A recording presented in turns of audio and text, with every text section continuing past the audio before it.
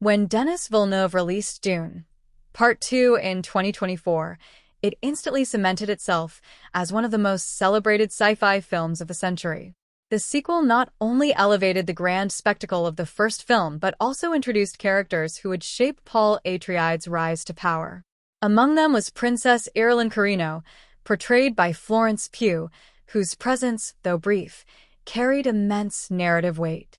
As Villeneuve prepares to close out his trilogy with Dune Part 3, Irulan is poised to become one of the most important players in Paul's story. A princess with hidden influence.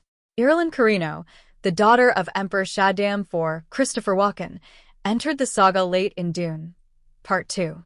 While her screen time was limited, her role is historically significant in Frank Herbert's novels.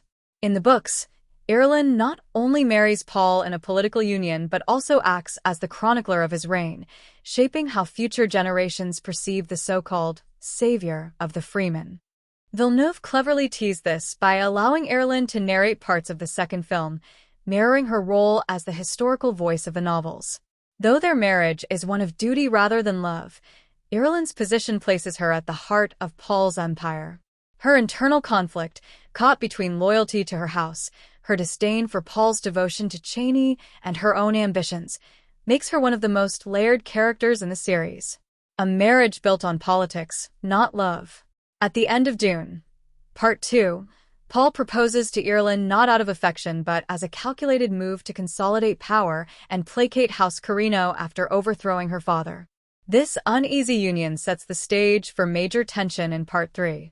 Paul's heart remains with Chani, Zendaya, but Irulan's presence as his wife complicates the dynamics of both the Atreides household and the political alliances that keep the Empire together.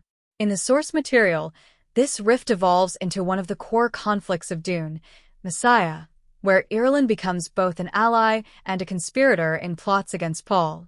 Conflict and betrayal on the horizon. If Villeneuve follows Herbert's blueprint, Dune Part 3 will showcase Irulan's involvement in political schemes designed to weaken Paul's rule. In the novel, she even collaborates with his enemies, driven by jealousy over his devotion to Chani and her own desire for influence. However, the films may take liberties with this dynamic.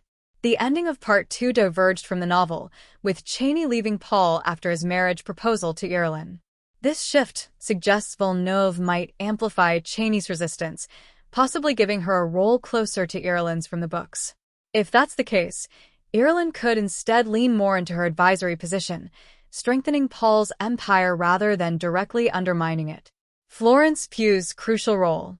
Florence Pugh's casting as Irulan already signals Villeneuve's intention to expand the character. An actress of her caliber wouldn't be brought into the trilogy only for a handful of scenes. Fans should expect Irulan to become central in Dune Part 3, not just as a political figurehead, but as a character with her own arc of conflict, betrayal, and perhaps even redemption. The future of Irulan beyond the trilogy.